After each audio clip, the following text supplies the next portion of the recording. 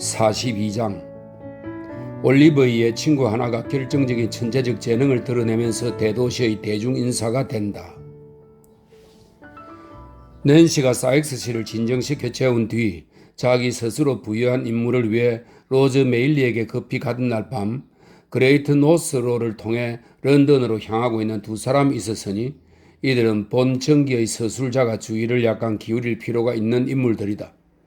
그들은 한 쌍의 남자와 여자였는데 아마 사내 녀석과 계집이라고 부르는 것이 더 적절할지도 모른다. 왜냐하면 남자는 팔다리가 길고 안짱다리에다 비틀비틀 걷는 깡마른 사람으로 정확한 나이를 짐작하기가 어려운, 즉 아직 소년이었을 때는 자라다만 어른처럼 보이고 어른이 거의 다 되었을 때는 너무 웃자란 소년처럼 보이는 그런 인간들 중 하나였기 때문이다. 여자는 아직 어렸지만 등에다 끈으로 묶어맨 무거운 보따리의 무게를 감당할 만큼 건장하고 튼튼한 체격이었다. 그녀의 동료는 짐을 별로 지지 않고 평범한 손수건으로 싼 충분히 가벼워 보이는 작은 구름이 하나만 어깨에 걸친 짝대기에 대롱대롱 매달고 있을 뿐이었다. 이러한 상황은 유난히 긴 그의 다리 길이와 결합하여 그로 하여금 동료보다 6걸음 정도는 아주 쉽게 앞서갈 수 있게 해주었는 바 그는 이따금씩 고개를 획 돌려 마치 그녀가 느리다고 비난하고 좀 더 분발하라고 재촉하는 것처럼 그녀를 돌아보곤 했다. 이렇게 그들은 런던에서 질주해 나오는 우편 마차들의 길을 내주기 위해 옆으로 비껴설 때를 제외하고는 시야에 들어오는 어떤 사물에도 주의를 기울이지 않은 채 먼지 많은 길을 따라 힘겹게 나아갔다. 그러다가 하이게이트 아치길 아래를 지나갈 때 앞서가던 사내가 걸음을 멈추더니 못 참겠다는 듯이 동료를 향해 소리쳤다. 자, 빨리 좀 올 수 없냐? 넌 참으로 게으름뱅이구나, 샬럿. 짐이 무겁다 말이야, 정말로. 여자가 힘들어서 숨을 거의 헐떡이며 다가와 말했다. 무겁다고? 무슨 소리 하는 거야? 네가 태어난 이유가 뭔데? 남자가 작은 보따리를 다른 쪽 어깨로 옮기며 대꾸했다. 아이고, 저런 또 쉬는 것 봐라. 나 원참 너만큼 사람 인내심을 바닥나게 하는 사람은 세상에 또 없을 거다. 아직도 멀었어? 여자가 길가 비탈에 기대고 앉아 땀이 줄줄 흘러내리는 얼굴로 올려다보며 물었다. 멀었냐니? 거의 다 왔다고. 다리가 긴 여행자는 앞을 가리키며 말했다. 저기를 봐. 저게 런던의 불빛들이야? 적어도 3km 이상은 좋게 되겠어. 여자가 낙담한 듯이 말했다. 3km든 30km든 상관하지 마. 노 클레이프홀이 말했다. 이자는 바로 그였던 것이다. 일어나서 따라오기나 해. 안 그러면 발로 차버리고 나 혼자 갈 거야. 노의 빨간 코가 화가 나서 더욱 빨개졌고 또 그 말과 함께 그가 위협을 실행에 옮길 준비가 완전히 된 것처럼 길을 건너갔으므로 여자는 더 이상 아무 말 없이 일어나 그와 나란히 서서 터벅터벅 앞으로 나아갔다. 오늘 밤 어디서 머물 작정이니 너? 몇백 미터쯤 걸었을 때 그녀가 물었다. 내가 그걸 어떻게 알아? 걷느라고 성질이 상당히 나빠진 노우가 대답했다. 가까운 데면 좋겠다. 샬럿이 말했다. 안 돼. 가까운 데는 안 돼. 그레이폴 씨가 대답했다. 잘 들어. 가까운 데는 안 돼. 그러니 생각도 마. 왜 안 돼? 내가 안 된다고 하면 안 되는 거야. 왜냐고 묻거나 설명할 필요 따위는 없다고. 그레이폴 씨가 위험을 부리며 대답했다. 글쎄 뭐 그렇게 성질까지 낼 필요는 없잖아. 그의 동료가 말했다. 도시 밖에 있는 맨 첫 번째 주막에서 묵다가 혹시라도 뒤쫓아온 사우베리가 늙은 코를 들이밀고 나타나 우리를 수갑에 채워 마차로 끌고 가기라도 하면 꼴이 아주 좋을 거야. 안 그래? 글레이폴 씨가 비아냥거리는 어조로 말했다. 안 돼. 난 내가 찾을 수 있는 가장 좁은 거리들 사이로 들어가 눈에 띄지 않도록 할 거야. 그리고 우리가 발견할 수 있는 가장 후미진 집을 만날 때까지 멈추지 않을 거야. 젠장, 넌 내가 머리가 좋다는 걸 행운으로 알고 감사해야 해. 만약 우리가 처음에 일부러 반대쪽 길로 갔다가 시골길을 가로질러 되돌아오지 않았다면 넌 일주일 전에 잡혀서 꼼짝없이 갇힌 신세가 되었을 거야. 이 아가씨야, 바보인 너야 그래도 싸지만 말이야. 내가 너만큼 영리하지 못한다는 건 나도 알아. 샬럿이 대답했다. 하지만 전부 내 책임으로 돌려 나 혼자만 갇혔을 것처럼 말하지 마. 내가 갇히면 너도 어쨌든 갇혔을 거잖아. 금고에서 돈을 훔친 건 너야. 너도 그걸 잘 알잖아. 클레이폴 씨가 말했다. 그건 사랑하는 노어 널 위해 한 거였어. 샬럿이 대답했다. 내가 그 돈을 받았냐? 클레이폴 씨가 물었다. 아니, 너는 날 믿고 나한테 가지고 있으라고 했지. 사랑스러운 사람답게 말이야. 그렇게 말하면서 아가씨는 그의 턱 밑을 톡톡 치고 그의 팔에 팔짱을 끼웠다. 여자의 말은 정말이었다. 하지만 누군가를 맹목적이고 바보같이 믿는 것은 클레이폴 씨의 성격이 아니었으므로 이 신사를 정당하게 대우하기 위해서라도 꼭 말해둘 필요가 있는 것은 그가 샬럿을 이렇게까지 신임한 것은 만약 그들이 추격을 당해 잡히는 경우 돈이 그녀에게서 발견되도록 하기 위해서였다는 점이다. 그럼으로써 그는 도둑질을 하지 않았다고 주장할 기회를 얻어 빠져나갈 가능성이 크게 열릴 것이었다. 물론 이 시점에서 그는 자신의 속셈을 설명해 줄 생각이 전혀 없었으므로 두 사람은 아주 다정하게 함께 계속 걸어갔다. 이처럼 조심스러운 계획에 따라 클레이폴 씨는 쉬지 않고 계속해서 나아가 마침내 이즐링턴의 에인절에 도착했고, 에인절은 그레이트 노스로의 종착지이자 북쪽에서 런던으로 오는 역마차의 종점입니다. 이즐링턴의 에인절에 도착했고 거기서 그는 지나다니는 행인들의 무리와 마차들의 숫자를 보고 런던이 본격적으로 시작되는구나 하고 현명하게 판단을 내렸다. 가장 붐비는 거리가 어디인지 따라서 가장 피해야 할 거리가 어디인지 살펴보기 위해 잠시 멈추었던 그는 세인트 존스로로 건너가 곧 복잡하고 더러운 길이 뒤얽힌 누추한 곳으로 깊숙이 들어갔다. 그레이스인 레인과 스미스필드 사이에 있는 그곳은 런던 중심부에서도 개발의 손길이 닿지 않아 도시의 가장 궁벽하고 열악한 지역으로 남아있는 곳이었다. 이런 거리들을 통과해 노 클레이폴은 샬럿을 뒤에 질질 끌다시피 하며 걸어갔는데 때로는 어떤 작은 주막의 전체적인 외부 성격을 한눈에 파악하기 위해 하수도 쪽으로 내려서기도 했고 때로는 마음속에 그린 주막의 어떤 모습으로 인해 그곳이 자기 목적에는 너무 대중적이라고 믿고 그냥 빠른 걸음으로 지나쳐 가기도 했다. 마침내 그는 이제까지 보았던 어떤 곳보다 더 더럽고 외관이 초라한 어느 주막 앞에서 걸음을 멈추었다. 그러곤 길을 건너가 반대편 인도에서 집을 살펴본 후 그날 밤 거기서 묵겠다는 의도를 자비롭게 표명했다. 그러니 그 보따리를 나한테 줘. 노우는 그렇게 말하며 여자의 어깨에서 짐을 풀어 자기 어깨에 걸머졌다. 그리고 넌 내가 너한테 말할 때 빼고는 입 닥치고 있어. 이 집 이름이 세 명의 절 뭐라는 거야? 절름발이. 샬럿이 말했다. 세 명의 절름발이라. 노우가 반복해서 말했다. 간판도 아주 마음에 드는군. 자, 그럼 내 뒤에 바짝 붙어서 따라와. 이 명령과 함께 그는 들그덕거리는 문을 어깨로 밀고 안으로 들어갔고 동료도 뒤를 따랐다. 주막 입구의 바에는 젊은 유대인 외에는 아무도 없었는데 그는 카운터에 두 팔꿈치를 꿰은 채 더러워진 신문을 읽고 있었다. 그는 노우를 아주 빤히 쳐다보았고 노우 역시 그를 아주 빤히 쳐다보았다. 노우가 자선학교 학생 복장을 했다면 유태인이 그렇게 눈을 크게 뜨고 바라볼 이유가 좀 있었을 수도 있다. 하지만 노우는 학교 표지가 달린 상의를 벗어버리고 가죽 바지에 짧은 작업복을 입었으므로 그의 겉모습이 주막에서 그렇게 큰 주목을 끌만한 이유는 특별히 없었다. 여기가 세 명의 절름발이입니까? 노우가 물었다. 그것이 이 집 이름 맞습니다. 유태인이 대답했다. 시골에서 올라오다가 길에서 만난 한 신사분이 이 집을 추천해 주셨습니다. 노우가 말했다. 그러면서 살럿을 쿡 찔렀는데 아마 다른 사람의 존경을 이끌어내는 이 지극히 교묘한 책략에 주의를 기울이라고 하는 한편 너무 놀라는 표정을 짓지 말라고 경고하기 위해서인 것 같았다. 오늘 밤 여기서 묵을까 합니다. 그럴 수 있는지 잘 모르겠군요. 바니가 말했다. 주막을 지키는 시중꾼은 바로 그였다. 하지만 가서 한번 물어보겠습니다. 먼저 객실로 안내하고 가서 알아보는 동안 차가운 고기 요리 조금하고 맥주 한 잔 가져다 주시오. 아시겠소? 노우가 말했다. 바니는 그 말에 응해 그들을 자그마한 뒷방으로 안내하고 요구한 음식물을 그들 앞에 차려주었다. 그러고 난 뒤 그는 여행객들에게 그날 밤 묵을 수 있겠다는 말을 전하고는 다정한 두 사람이 식사를 즐기도록 내버려 두고 나갔다.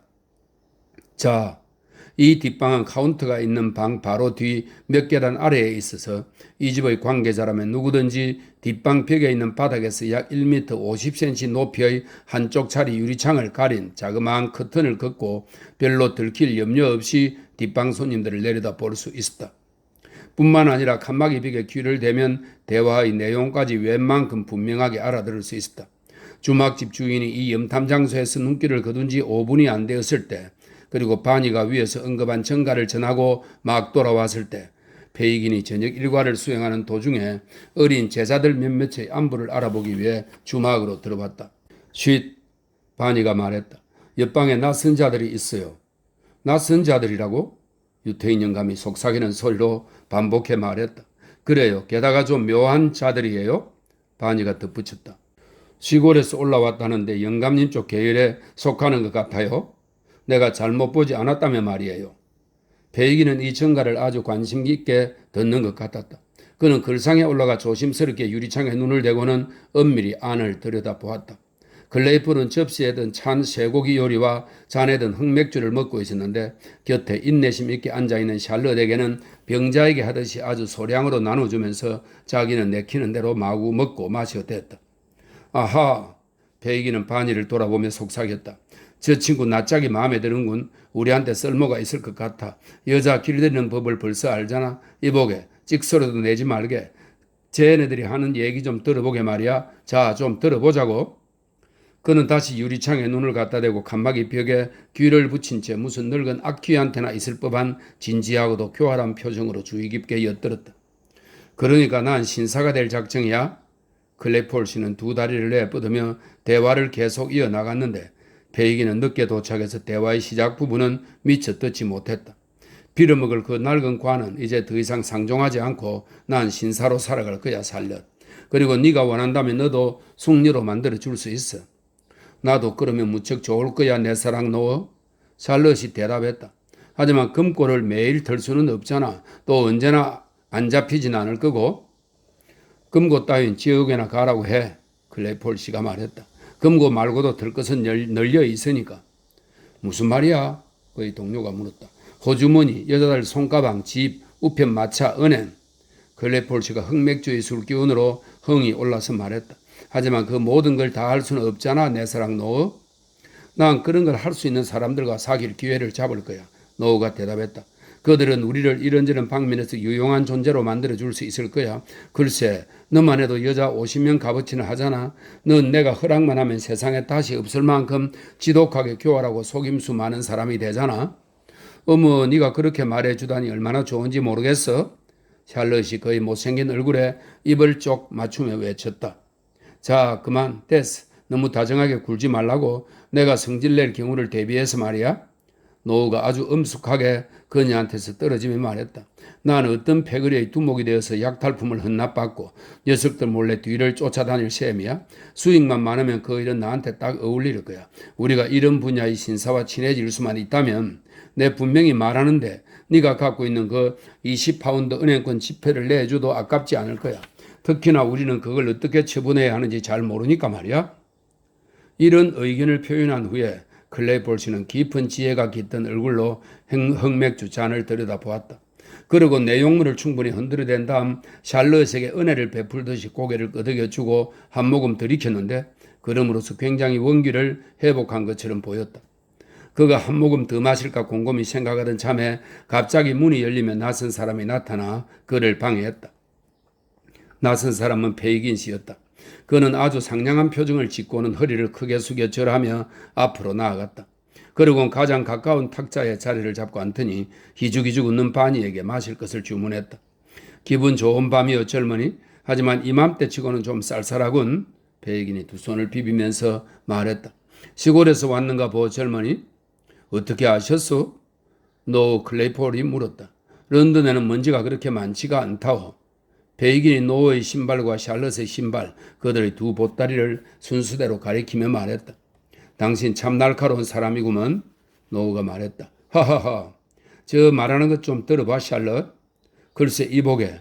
이 도시에서는 날카로울 필요가 있다네. 유태인이 목소리를 낮춰 은밀하게 속삭이듯이 말했다. 그건 진리라네. 베이긴은 이 말에 이어 오른쪽 집게 손가락으로 자기 코의 옆면을 톡톡 쳤는데 노우는 이 동작을 흉내내리고 시도해봤지만 그의 코가 그 목적에 합당할 만큼 충분히 크지 않았던 탓에 완전히 성공하지는 못했다. 그렇지만 베이긴 씨는 그 노력을 자신의 의견에 완전히 동조한다는 뜻의 표현으로 해석하는 듯 했고 그래서 마침 바니가 들고 온 술을 아주 친밀한 태도로 권했다. 아주 좋은데요 이거? 클레이폴 씨가 입맛을 다시며 말했다. 그렇고 말고 베이긴이 말했다. 물론 이런 걸 정기적으로 마시려면 금고나 호주머니, 여자 손가방, 집, 우편 마차, 은행 같은 걸 늘 털어야 한다네. 클레폴 씨는 자신이 했던 말에서 그대로 뽑은 이 말을 듣자마자 의자에 풀썩 등을 기대고 앉아 잿빛처럼 창백하고 극도의 공포에 사로잡힌 얼굴로 유태인과 샬럿을 번갈아 쳐다보았다. 이보게, 내 말에 신경 안 써도 되네. 베이긴이 의자를 좀 더 바짝 당겨 앉으며 말했다. 하하하, 자네 말을 우연히 들은 게 그저 나였다는 건 다행이었네. 그게 그저 나였다는 건 아주 다행이었다고. 내가 훔친 게 아니에요. 노우가 더 이상 자유로운 신사처럼 두 다리를 쭉 뻗지 않고 의자 밑으로 최대한 오그려 감춘 채 더듬거리며 말했다. 다 저 여자가 한 짓이에요. 네가 지금 그걸 가지고 있잖아, 샬럿. 너도 알잖아? 이보게, 누가 가지고 있든 또 누가 했든 상관없네. 베이긴이 대답했다. 그러면서도 매처럼 날카로운 눈으로 여자와 보따리 두 개를 흘끗 쳐다보았다. 나 자신이 그런 쪽에 몸을 담고 있거든. 그래서 그것 때문에 자네가 마음에 든다네. 그런 쪽이라니 어떤 쪽 말이죠? 클레폴 씨가 안색을 약간 되찾으며 물었다. 그런 쪽에 사업 있지 않나? 베이긴이 대답했다. 게다가 이 집 사람들도 다 그렇다네. 자네는 아주 집을 정확히 잘 맞춰 찾아온 거네. 여기서 자네는 더할 나위 없이 안전할 걸세. 이 도시에서 이 절름발이보다 더 안전한 곳은 없거든. 물론 내가 안전하게 지켜줄 때 그렇다는 뜻이지. 난 자네와 저 아가씨가 마음에 든다네. 내가 이렇게 확실히 말한 이상 자네는 마음을 놓아도 되네. 이러한 보장을 듣고 노 클레이폴은 마음이 혹시 좀 편해졌을지 모르지만 몸만큼은 그렇지 않은 게 분명했다. 왜냐하면 그는 이리저리 뒤척이면서 여러 가지 기이한 자세로 몸을 비틀어대는 한편 두려움과 의심이 뒤섞인 눈으로 그의 새 친구를 바라보았기 때문이다. 내 좀 더 말해주겠네. 베이긴이 친밀하게 고개를 끄덕여주고 격려의 말을 중얼거림으로써 여자를 안심시킨 뒤에 말했다. 자네의 훌륭한 소망을 만족시켜주고 자네에게 적절한 길을 찾아줄 것으로 생각되는 친구가 나한테 하나 있다네. 그의 도움을 받으면 자네는 어떤 것이든 가장 적합하다고 여겨지는 사업 분야를 곧바로 택할 수 있을 것이며 그런 다음 나머지 것들을 모두 배워나갈 수 있을 걸세. 당신 말하는 게 진심인 것처럼 보이긴 하는데 노우가 대답했다. 거짓말해서 나한테 무슨 이익이 있다고 그러겠는가? 베이기는 어깨를 으쓱하며 물었다. 자, 밖에 나가서 둘이 잠깐 이야기 좀 하세요. 우리가 수고스럽게 움직일 필요는 없습니다. 노우가 두 다리를 조금씩 다시 내뻗으면서 말했다. 그동안 이 여자에게 짐을 위층으로 갖다 놓으라고 하면 될 테니까요. 샬럿, 저 보따리들 좀 처리해. 굉장히 위험 있게 던진 이 명령에 샬럿은 조금도 이의를 제기하지 않고 곧바로 복종했다. 그녀는 꾸러미들을 들고 가능한 한 빠르게 걸어나갔고 그러는 동안 노우는 열린 문을 잡고 그녀를 지켜보았다. 상당히 잘 다스려 놓았지요, 안 그래요? 그가 다시 자리에 앉으며 무슨 야수라도 길들여 놓은 사람의 어조로 물었다. 아주 완벽하네. 베이긴의 어깨를 두드려주며 대답했다. 이보게, 자넨 천재야. 글쎄, 아마 내가 천재가 아니었다면 여기에 와 있지도 않겠죠? 노우가 대꾸했다. 하지만 말입니다. 꿈을 대다가는 그녀가 돌아올 거예요. 그래, 자네 어떻게 생각하나? 베이긴이 말했다. 내 친구가 자네 마음에 든다면 그와 한패가 되는 것보다 자네한테 더 좋은 일은 없지 않겠는가? 사업을 잘하는 사람인가요? 그게 문제잖아요. 노우가 작은 두 눈 가운데 하나를 찡긋하며 응답했다. 그 분야의 1인자라네. 많은 일꾼들을 고용하고 있는데 업계에서 최고 수준들만 모였다네. 완전히 도시촌 출신들인가요? 클레폴 씨가 물었다. 그중에 촌놈은 하나도 없다네. 그 친구가 요즘 일손이 좀 모자라기에 망정이지. 그렇지 않으면 심지어 내 추천이라고 하도 자네를 아마 안 받아줄 걸세. 베이긴이 대답했다. 우리가 가진 걸 내줘야 하나요? 노우가 자기 바지 주머니를 툭 치며 말했다. 아마 그러지 않고는 불가능할 걸세. 베이긴이 아주 단호한 태도로 대답했다. 하지만 20파운드면 아주 많은 돈이잖아요. 그건 자네가 처분할 수 없는 은행권일 때는 그렇지도 않지. 베이긴이 대꾸했다. 번호와 날짜를 따로 적어둔 것이겠지 아마. 그럼 은행에서는 지불이 정지되었을걸. 어쩌나 그 친구한테도 별 가치가 없겠어.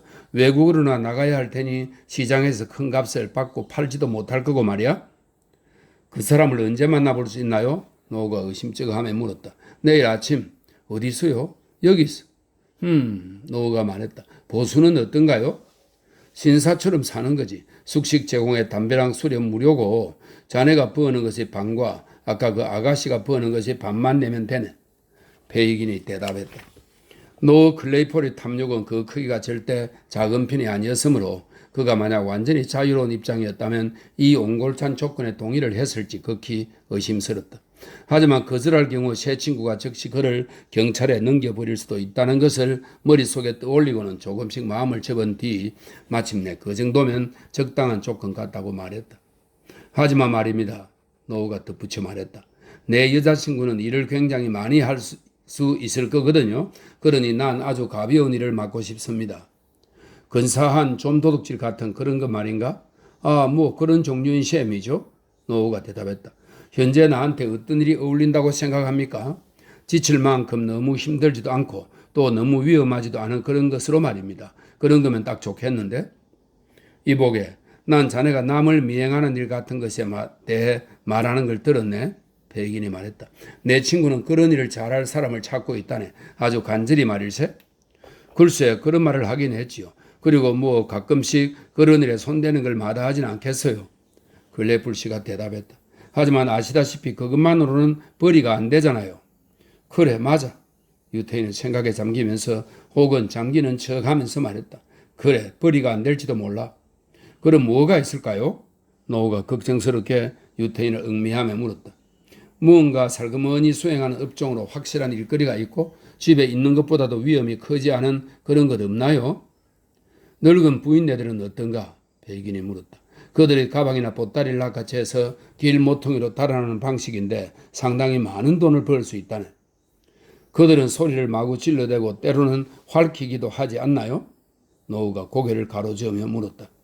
그 일은 내가 바라는 것과 맞지 않은 것 같아요. 다른 쪽으로 뭐 가능한 거 없나요? 잠깐. 백인이 노우의 무릎에 손을 얹으며 말했다. 꼬맹이 털어먹기. 그게 뭔데요? 이보게 그 꼬맹이들 있잖나? 백인이 말했다. 엄마들이 6펜스나 1실링짜리 동전들을 손에 쥐어서 심부름 보내는 어린애들 말이야. 털어먹기라는 건 바로 그 꼬마 애들이 돈을 빼앗는 것이지. 걔들은 항상 손에 돈을 들고 있거든. 그런 다음 녀석들을 하수도에다 처박아 버리고는 마치 애 하나가 넘어져서 다친 거 말고는 아무 일도 아닌 것처럼 아주 천천히 걸어서 자리를 떠는 거야. 하하하. 하하. 클레이폴 씨는 기뻐서 미칠 듯이 발길질을 허공에 해대며 요란스럽게 웃었다. 바로 그거예요? 그래, 틀림없네. 페이긴이 대답했다. 자네는 애들이 항상 심부름을 다니는 캠든타운, 배틀 브리지, 그리고 그 비슷한 동네들의 좋은 담당 구역을 지정받을 수 있을 거네. 그래서 원하는 만큼 많은 꼬맹이들을 하루 중 어느 때건 털 수 있을 거네. 하하하. 이렇게 말하면 페이기는 클레이폴 씨의 옆구리를 쿡 찔렀고 두 사람은 함께 길고도 요란스러운 웃음보를 한바탕 터뜨렸다. 그거 정말 괜찮군요. 좀 진정이 된 노우는 샬럿이 돌아왔을 때 말했다. 내일 언제가 좋을까요? 10시 어떤가? 페이긴이 물었다. 클레이폴 씨가 좋다고 고개를 끄덕이자 그는 덧붙였다. 내 훌륭한 친구한테 자네 이름을 뭐라고 말할까? 볼터 씨라고 합니다. 이런 위급한 상황에 미리 대비하고 있었던 노우는 바로 대답했다. 모리스 볼터 씨입니다. 여긴 제 아내 볼터 부인입니다. 볼터 부인, 만나서 영광입니다.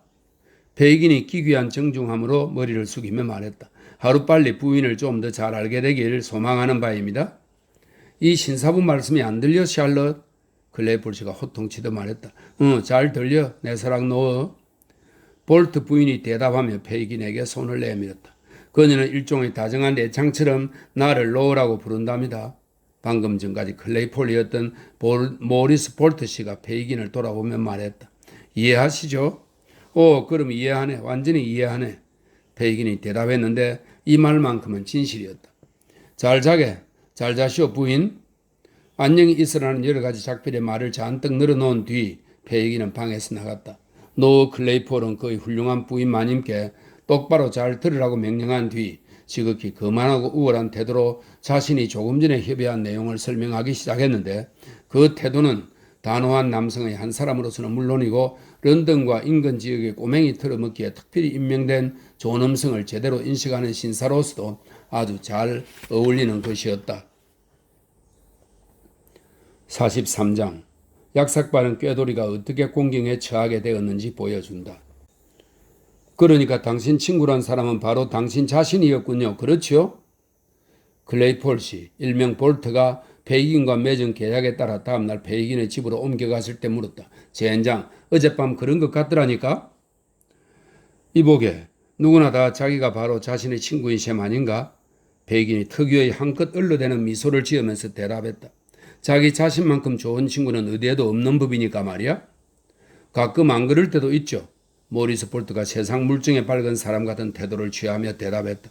아시다시피 아무한테도 적이 아니면서 자기 자신한테는 적인 사람이 간혹가다 있으니까요.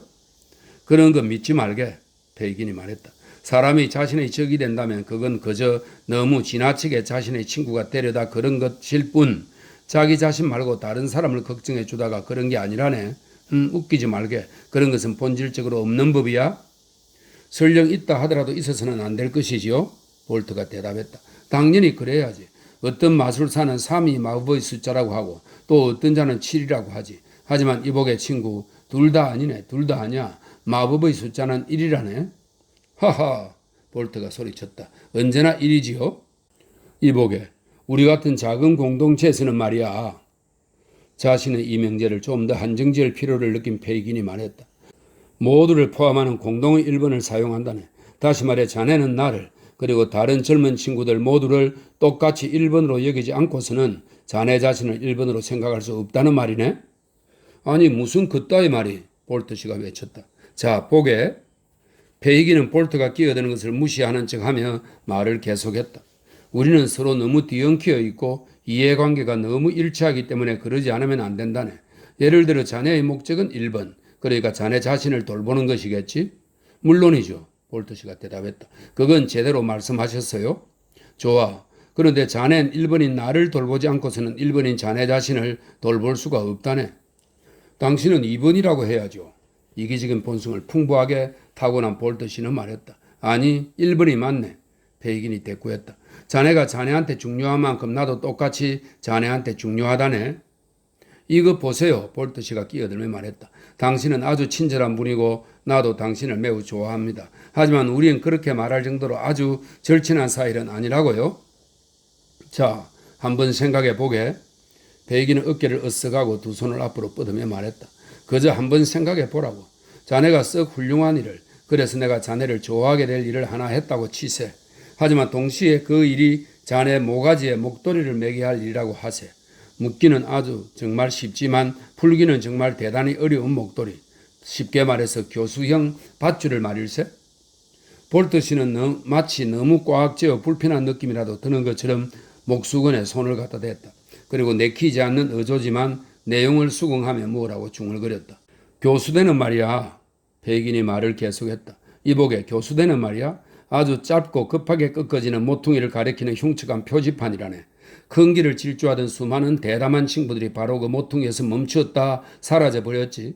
따라서 편안한 길로 계속 가는 것. 그래서 교수대에서 멀리 떨어져 있는 것이 자네한테 1번 목적이라고 할 수 있지. 물론 그렇죠. 볼트 씨가 대답했다. 그런데 그런 얘기 무엇 때문에 하는 거예요? 그저 내 말 뜻을 자네한테 분명하게 전달하기 위해서라네. 유태인은 두 눈썹을 축혀 올리며 말했다. 자네의 그 목적을 이루기 위해서 자네 나한테 의지해야 하네. 나 또한 내 자그마한 사업을 완전히 안온하게 유지하기 위해서는 자네한테 의지해야 하네. 첫 번째 것은 자네의 1번이고 두 번째 것은 내 1번이지. 자네가 자네의 1번을 중요하게 여기면 여길수록 자네는 내 1번도 더욱더 소중히 보살펴야 하는 거네. 따라서 내가 처음에 말한 내용으로 마침내 돌아온 셈인데 1번을 중시하는 게 우리 모두를 하나로 묶어준다네. 우리가 모두 함께 망할 작정이 아니라면 반드시 그래야만 하는 것이라네. 맞는 말이군요. 볼트 씨가 생각에 잠긴 듯이 대답했다. 아, 당신은 정말로 교활한 괴짜 영감입니다. 베이긴스는 자신의 능력에 대한 이 찬사가 단순한 칭찬이 아니라는 사실을 기쁘게 알아차렸다. 그것은 곧 새로 고용한 이자에게 자신의 교활하고 천재적인 능력에 대한 인상을 정말로 강렬하게 심어주었다는 증거였는 바, 서로 막 알기 시작할 무렵에 그자가 이런 의식을 마음에 지니는 것은 굉장히 중요했다. 그토록 바람직하고 유익한 인상을 더욱 강화하기 위해 그는 일종의 후속타로 자기 사업 활동의 크기와 범위를 볼트에게 다소 상세하게 알려주었는데 사실과 허구를 자신의 목적에 가장 잘 들어맞게 서로 뒤섞고 그 효과를 아주 교묘하게 조작했다. 그 결과 볼트 씨의 존경심은 눈에 띌 정도로 크게 증가했을 뿐만 아니라 동시에 적당한 정도의 두려움까지 가미되어 섞였으니 볼트에게 이런 두려움이 생기는 것은 페이긴으로서는 지극히 바람직한 일이었다. 굉장히 큰 손실을 당한 가운데서도 나에게 위로가 되는 것은 바로 서로에 대한 우리의 이러한 상호 신뢰라네. 페이긴이 말했다. 어제 아침에 나는 제일 훌륭한 일꾼을 잃고 말았다네. 설마 죽었다는 말은 아니겠지요? 볼트 씨가 소리쳤다. 아니네, 아니야. 페이긴이 대답했다. 그렇게까지 나쁜 소식은 아니야. 그토록 나쁘진 않네. 난 그가 체포되었다네. 페이긴이 끼어들어 말했다. 그래, 체포되었네. 무슨 아주 특별한 일로 그랬나요? 볼트 씨가 물었다. 아니네. 페이긴이 대답했다. 별것 아니었네. 소매치기 미수 혐의로 고발당했는데 그의 몸에서 언제 코담배 갑이 나온 것뿐이라네. 그런데 그건 자기 거라네. 이보게, 자기 거야. 코담배를 무척 좋아해서 그걸 들이마시곤 했거든. 그들은 담배값 주인을 안다고 생각했는지 오늘까지도 그를 유치장에 잡아두고 있다네. 담배값 50개의 가치가 있는 녀석인데 그를 구해내기 위해서라면 그 정도의 돈은 기꺼이 지불할 텐데. 자넨 꾀도리를 알았어야 하네. 이보게, 자넨 꾀도리를 알았어야 해. 글쎄요. 하지만 알게 되겠죠. 안 그래요? 볼트 씨가 말했다. 그건 자신할 수가 없다네. 페이긴이 한숨을 쉬며 대답했다. 그들이 새로운 증거를 얻지 못하면 즉결 심판을 받게 될 거고 그럼 6주 후 정도엔 돌아오겠지. 하지만 만약 새로운 증거가 나오면 유람살이를 하게 될 거네. 게다가 그들은 그가 얼마나 영리한 애인지 잘 알기 때문에 종신발을 내릴 걸세. 약삭발은 꾀돌이한테 결코 종신발보다 낮은 형을 내리진 않을 거야. 유람살인이 종신발이니 대체 무슨 뜻이죠? 볼트 씨가 물었다. 나한테 그런 식으로 말해야 무슨 소용이 있다고 그래요? 그냥 알아듣기 쉬운 말로 하라고요. 페이기는 이 불가사의한 표현들을 일반적인 말로 옮겨주려고 막 입을 열었는 바, 그 결과 볼트 씨는 곧 이 표현들이 종신유배형을 의미한다는 것을 이해할 수 있었을 것이다. 하지만 그 순간 베이츠 군이 두 손을 바지 주머니에 넣고 얼굴은 반쯤 희극적인 비통한 표정으로 찡그린 채 들어오는 바람에 대화가 갑자기 중단되고 말았다. 다 끝났어요, 페이긴. 찰리가 새로운 동료와 인사를 나눈 뒤 말했다. 그게 무슨 소리냐? 그들이 담배값 주인을 찾아냈어요. 그리고 두세 명이 더 와서 신원을 확인한다니 꾀돌이는 유배행이 확정된 셈이에요. 베이츠 군이 대답했다. 난 상복 한 벌을 모자에 상장까지 달아서 완전히 차려 입어야겠어요. 페이긴, 그가 길을 떠나기 전에 방문해야 하니까 말이에요. 잭 도킨스가 천하 제일의 잭이 꾀돌이가 그 약삭바른 꾀돌이가 평범한 2.5페니짜리 재채기 상자 하나 때문에 유배선을 타다니. 난 언제나 그가 최소한 시계줄과 인장이 달린 금시계 정도는 덜다가 걸릴 거라고 생각했는데 그는 부자 노신사라도 한 명 확실하게 약탈해서 명예도 영광도 없는 평범한 좀도독이 아니라 신사처럼 멋지게 마감했어야 했는데. 이렇게 자신의 불행한 친구에 대한 감정을 표출하면서 베이츠 군은 제일 가까이 있는 의자에 분하고 낙담한 표정으로 덜썩 주저앉았다. 아니, 왜 그 애가 명예도 영광도 없다고 말하는 게냐? 페이긴이 제자를 성난 시선으로 쏘아보며 외쳤다. 그 애는 언제나 니놈들 가운데 솜씨가 최고였잖아. 무슨 일에서든 니놈들 중 그 애를 따라잡거나 근처라도 갈 수 있는 놈은 한 놈도 없잖아, 안 그래? 그래요. 베이츠 군이 애석함으로 목이 쉬면서 대답했다. 한 놈도 없죠. 그럼 왜 그따위 소리를 하는 거야? 페이긴이 화를 내며 대답했다. 뭐 때문에 그렇게 질질 짜는 거냐고. 왜냐면 그건 기록에 안 남잖아요, 안 그래요? 찰리가 애석함이 가득한 나머지 존경스러운 스승에게 정면으로 맞설 만큼 격해져서 말했다. 왜냐하면 그건 기소장에 나오지 않잖아요. 아무도 그가 어떤 사람이었는지 절반도 모를 거잖아요. 뉴게이트 원력은 18세기 말부터 발행된 일종의 부정기 간행물이라고 하네요. 뉴게이트 감옥에 수감된 악명 높은 범죄자들의 정기가 포함되어 있다고 합니다. 뉴게이트 원력에 그에 대해 뭐라고 지키겠어요? 아니, 아예 안 실릴지도 몰라요. 아이고, 세상에 어떻게 이런 일이 있을 수 있지? 하하하. 페이긴이 오른손을 내뻗고 볼트 씨를 돌아보며 소리쳤다. 그러면서 마치 중풍이라도 걸린 것처럼 온몸을 흔들어대며 발작적으로 낄낄거렸다. 이 보게, 쟤네들이 자기 직업에 대해 얼마나 큰 자부심을 가졌는지 좀 보게나. 참으로 아름답지 않은가? 볼트 씨는 고개를 끄덕여 동의를 표시했다. 페이긴은 만족감을 역력하게 드러내며 찰리 베이츠의 슬픔을 몇 초 동안 감상한 뒤 어린 신사에게로 걸어가 어깨를 토닥여 주었다. 걱정 말거라, 찰리. 페이긴이 달래듯이 말했다. 다 알려질 거다. 분명히 다 알려질 거야. 그 애가 얼마나 훌륭한 애였는지 사람들은 모두 알게 될 거야. 그 애 자신이 그걸 보여줄 거야. 그래서 옛 친구들과 스승들을 부끄럽게 하지 않을 거야. 게다가 그 애가 얼마나 어린지를 생각해 보거라. 그 나이에 종신유배형을 받다니 찰리야 얼마나 대단한 영예냐?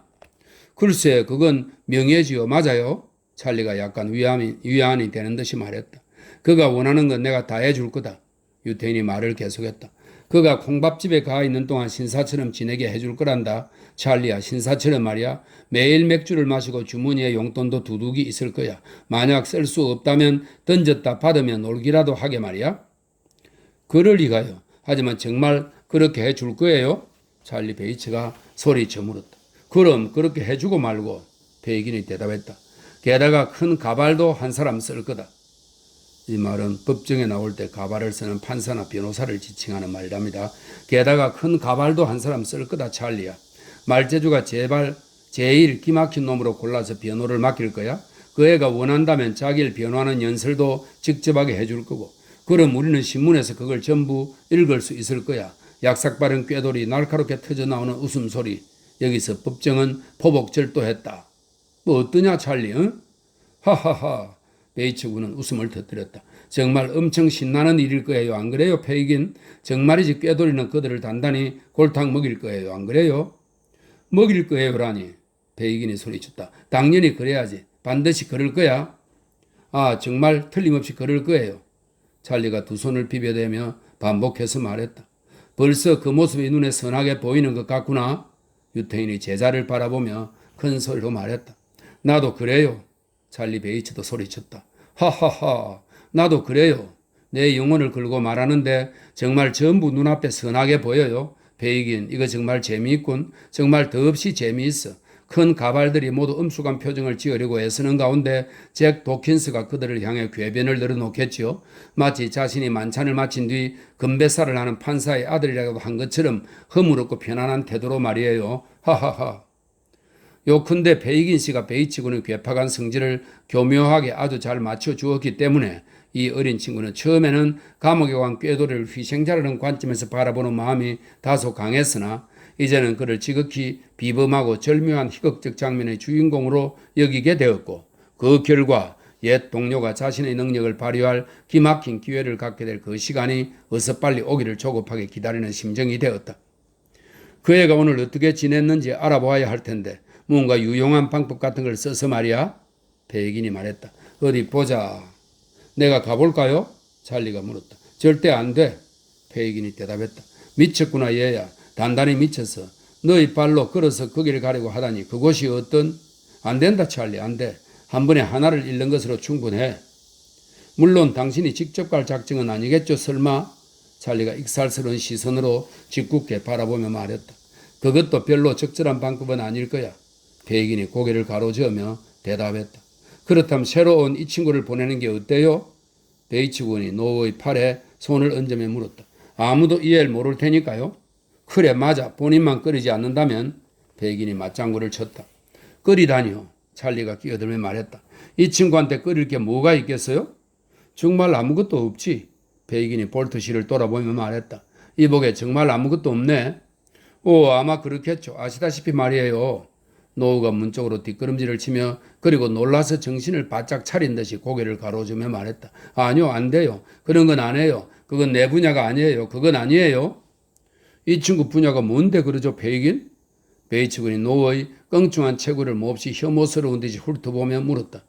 무언가 문제가 생기면 줄행랑을 치고 모든 게 잘 될 때는 먹을 걸 전부 처먹는 것. 그게 이 친구 담당 분야인가요? 너는 상관 마. 볼트씨가 대꾸했다. 그리고 너희 윗사람한테 함부로 굴지 마라 이 꼬마야. 안 그러면 이상한 곳에다 처박아 버릴 테다. 베이츠 군의 엄청난 협박을 듣고 크게 웃음을 터뜨렸는데 어찌나 격렬하게 웃으댔는지 한참이 지난 뒤에야 비로소 페이기는 둘 사이에 끼어들어 경찰서를 방문하는 것이 조금도 위험한 일이 아니라고 볼트씨에게 설명할 수 있었다. 이 설명에 따르면 볼트씨가 관여한 그 조그만 사건이나 그 인상착의는 아직 런던에 전혀 알려지지 않았을 것이므로 그가 피신하기 위해 런던에 온 사람이라는 의심을 받을 가능성은 거의 전무했다. 게다가 적당히 위장만 한다면 경찰서는 런던의 그 어느 곳만큼이나 그가 방문하기 안전한 장소라고 할 수 있는데, 왜냐하면 모든 곳들 가운데 경찰서야말로 그가 제발로 찾아갈 것이라고 생각할 가장 마지막 장소일 것이기 때문이었다.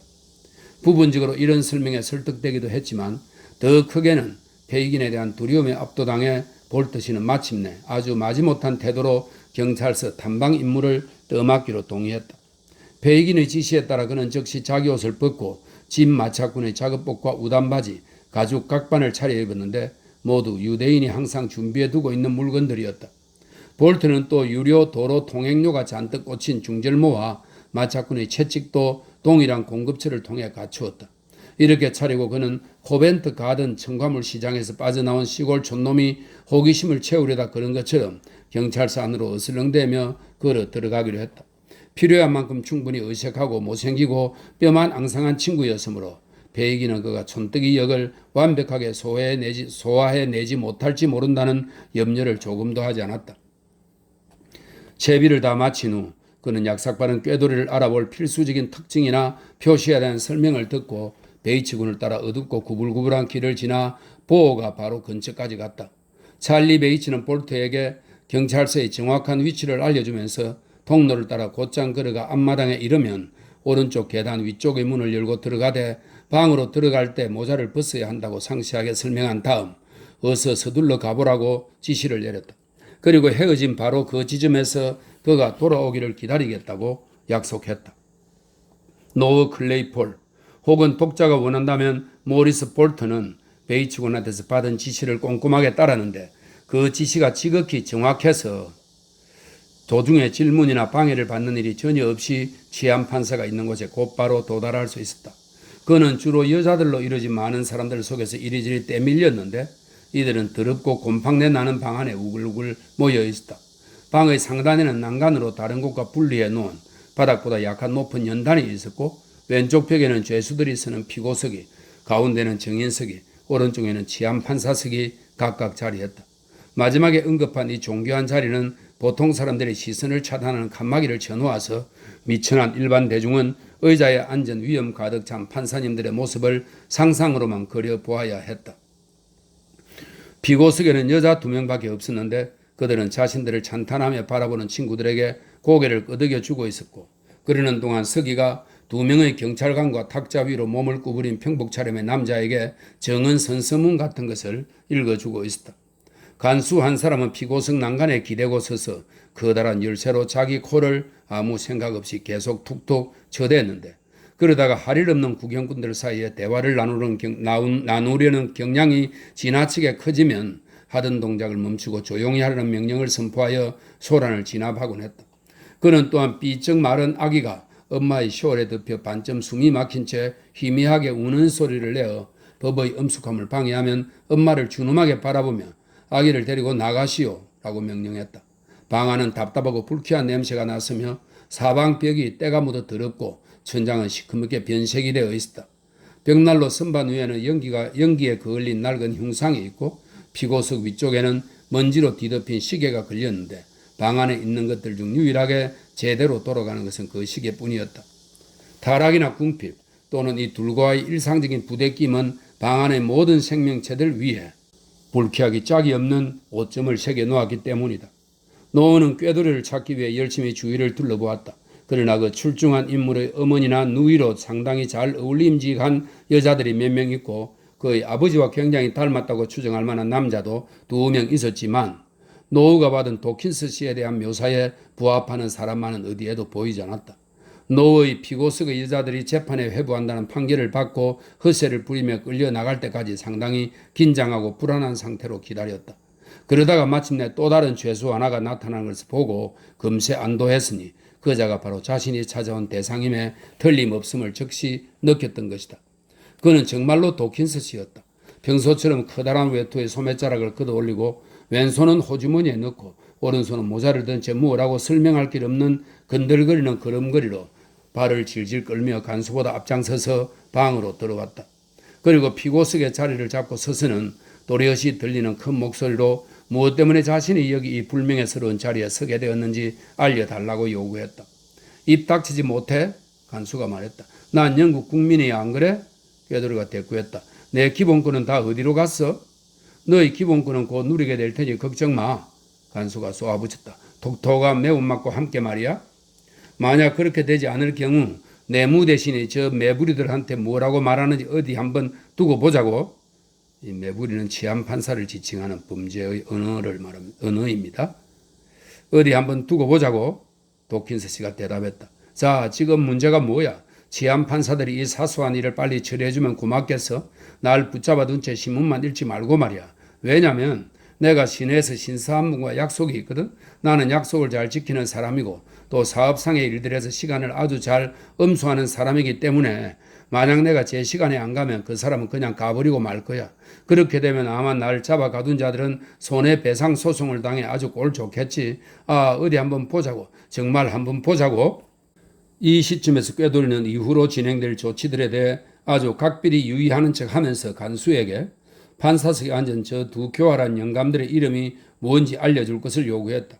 이 말에 구경꾼들은 굉장히 흥겨운 자극을 받아 만약 베이츠군이 그 자리에 있었다면 그랬을 것처럼 아주 신나게 웃어댔다.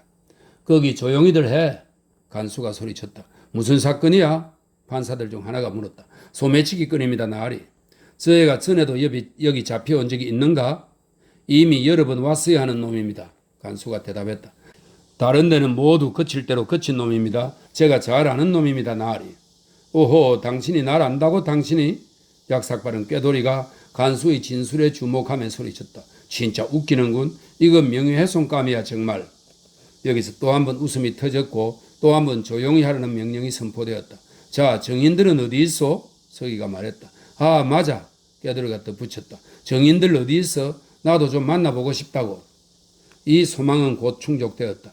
왜냐하면 경찰관 하나가 앞으로 나와 피고가 군중 속에서 쉬는 미상인 어느 신사의 호주머니를 털려는 것을 보았다고 진술했기 때문이다. 그에 따르면 피고는 실제로 그 신사의 호주머니에서 손수건을 하나 빼냈는데 아주 낡은 손수건이라서 그랬는지 그걸로 자기 얼굴을 한번 닦은 후 조심스레 다시 집어넣었다. 이런 이유로 경찰관은 꾀돌이에게 다가가 즉시 체포했고 몸을 수색한 결과 뚜껑에 주인의 이름이 새겨진 언제 코담배 갑을 전술한 이 꾀돌이의 몸에서 발견했다. 공정인명록을 조사해 담배갑 주인의 신원이 밝혀졌고 바로 그 자리에 나와 있었다. 이 신사는 맹시하며 진술하기를 그 담배갑이 자기 것이 맞으며 전날 앞에서 언급된 군중 속을 빠져나가는 순간 잃어버렸다고 했다. 그는 또한 인파 속에서 한 어린 신사가 유난히 열심히 길을 헤치고 나아가는 것을 보았는데 그 어린 신사가 바로 눈앞에 있는 피고라고 말했다. 정인에게 물어볼 말이 있느냐 꼬마야? 판사가 말했다. 난 그자와 대화를 나누는 천한 짓으로 내 자신의 격을 떨어뜨리고 싶지 않소. 꾀돌이가 대답했다. 아무것도 할 말이 없는 게냐? 할 말이 없냐고 물으시는 날이 말씀이 안 들려? 간수가 아무 말이 없는 꾀돌이를 발꿈치로 쿡 찌르며 물었다. 미안하네만. 꾀돌이가 정신이 팔린 듯 멍한 태도로 쳐다보며 말했다. 자네 지금 나한테 뭐라고 말을 걸었는가? 이렇게 완전히 막무가내인 꼬마 건달은 처음 봅니다요, 나으리. 간수가 씩 웃으며 말했다. 무슨 할 말이 없냐고 이 꼬맹이 녀석아. 없어. 꾀돌이가 대답했다. 여기서는 없어. 왜냐하면 여기는 정의의 전당이 아니거든. 게다가 내 변호사는 지금 하원 부의장을 하고 아침 식사를 하는 중이라고. 하지만 다른 곳에선 나 뭔가 할 말이 있을 거야. 그건 내 변호사도 마찬가지고 내가 아는 수많은 고위층 분들도 마찬가지야. 그분들로 말하자면 저기 매부리들로 하여금 차라리 세상에 태어나지 않았더라면 하고 바라거나 아니면 오늘 아침 나한테 횡포를 부리러 여기 나오기 전에 하인들을 시켜 모자거리 모셔다 목을 매달고 죽었어야 했는데 하고 후회하게 할 분들이야. 내가 말이야. 그만 이놈은 두말할 것도 없이 재판해부야. 서기가 말을 중단시키고 말했다. 끌고 가. 따라와. 간수가 말했다. 오 그래 따라가 주지. 꾀돌이가 손바닥으로 모자를 털면서 대답했다. 아하. 당신들 급에 질린 표정을 지어봤자 아무 소용없어. 난 당신들한테 자비를 베풀지 않을 거야. 어린 반푼어치도 없어. 당신들은 반드시 대가를 치르게 될 거야. 이 훌륭하신 양반들아. 난 세상 없어도 당신들과 처지를 바꾸지 않겠어. 난 이제 당신들이 무릎 꿇고 애원을 한다 해도 그냥 풀려나가지 않을 거야. 자 간수 날 감옥으로 데려가. 어서 데려가라고. 이렇게 마지막 말을 던지면서 꾀돌이는 목덜미를 잡힌 채 끌려나갔다. 그는 이번 일을 의회 차원의 사건으로 만들겠다는 위협을 계속 떠벌려 대더니 앞마당에 이르자 금세 환희와 자기 만족에 가득 찬 표정으로 간수의 얼굴을 쳐다보며 싱긋 웃었다. 꾀돌이가 자그만 독방에 갇히는 것을 보고 노은은 베이츠군과 헤어졌던 장소로 최대한 빨리 돌아갔다.